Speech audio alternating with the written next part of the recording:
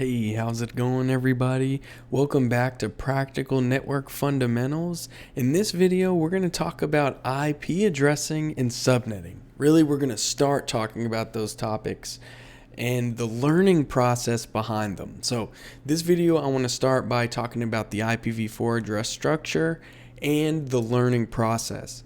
When I first started learning IP addressing and subnetting, it was the hardest concept for me.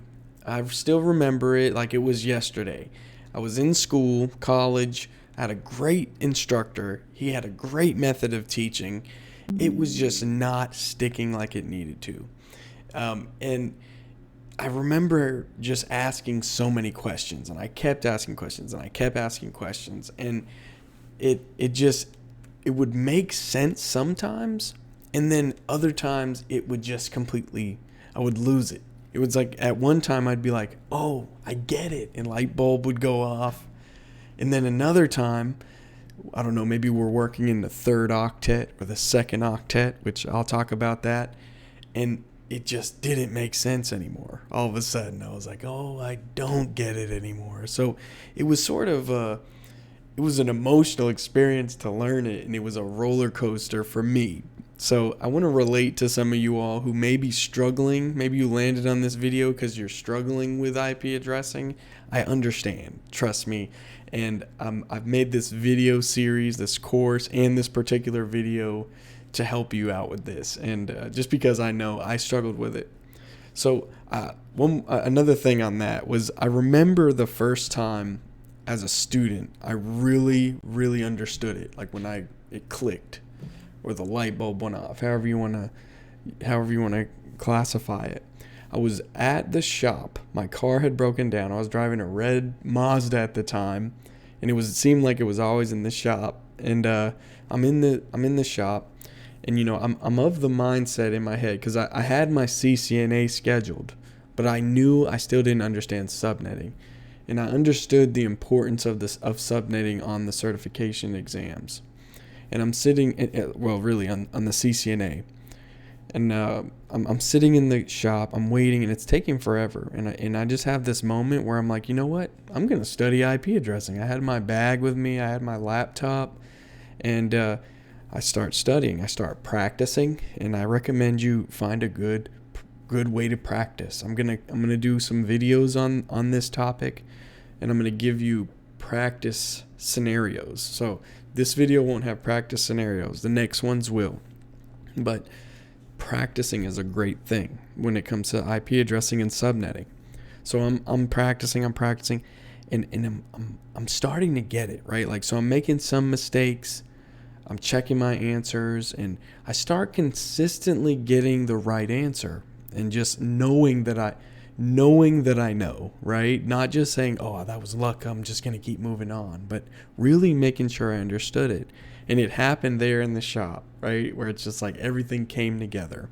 And what I learned about learning in that scenario was that learning is like a puzzle, a picture, right? When you put together a puzzle, if you've ever done it, you're ultimately putting together a bigger picture, right?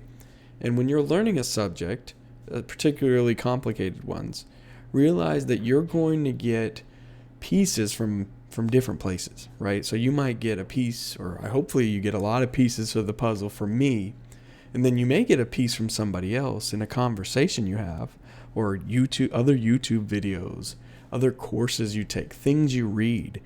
Practice is a huge part of this. I'm telling you, you can almost put together the whole puzzle by yourself by practicing. And once it's put together, you can start to see the bigger picture.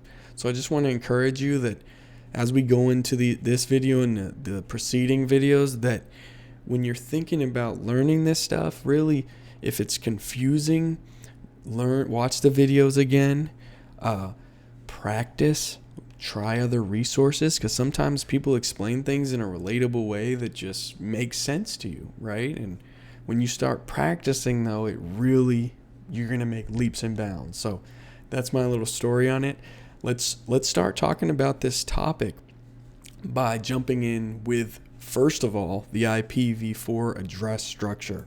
So the IPv4 address structure is the thing that I recommend learning first when you're talking about IP addressing. Do not skip this. These are the fundamentals. These are the basics.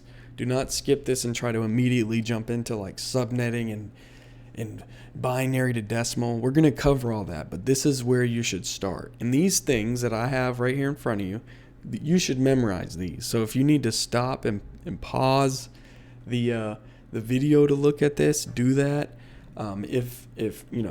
If you just screenshot this, go for it. But either way, memorize these things about the IPv4 address structure. So what's in front of you in yellow there, right here, is an IPv4 address. So there's an IP address that gets assigned, and there is a subnet mask. You can look at, in this particular scenario, that the IP address is in dotted decimal. I mean, in every scenario that's going to happen with IPv4. It's in dotted decimal format, and there's an IP address and there's a subnet mask, right? Like I mentioned here. In binary, there's network bits, which are represented by ones, and host bits, which are represented by zeros. Let me explain the difference between a network bit and a host bit, or a host network portion and a host portion of an IP address. So if we look at this address right here, this particular subnet is a 24-bit subnet mask, which it means, it has 24 ones or network bits. And because this subnet mask is 24 bits and there's 255s in the first 3 octets, that means in our IP address scheme, so the IP addresses that we actually assign to the computers in a network, in a LAN, in several LANs, if they're in the same network, then the first 3 octets must match. Because there's a 0 or a host bit in the 4th octet, that means that this is where the number will change. So one way I like to look at this is your network neighborhood you're living in. If you have a 24-bit subnet mask, then this 4th octet would be the house address, right? So each computer on the network would have a different 4th octet or number in the 4th octet. So when we look at this being a dotted decimal format, that's a pretty straightforward explanation of it. Is the dots separate the decimal numbers. So there's 4 octets, right? That's what these spaces are considered. So this first space is 1, 2, 3, 4 octets, right? That's just the IPv4 address structure. Every single address in IPv4, it needs to be 32 bits total, which means if it's not a network bit, if it's not ones, then the rest have to be zeros. So for example, I called this a 24-bit subnet mask.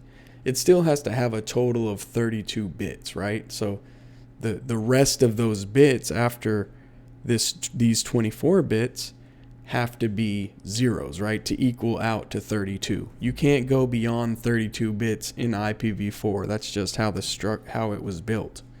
That's the structure. Again, so this is 4 octets, and it's 8 bits per octet, right? So we know there's 8 binary digits, which that's what a bit is, per octet, right? And this is going to really help when we start to do binary to decimal and decimal to binary conversions over in the next video. So check it out.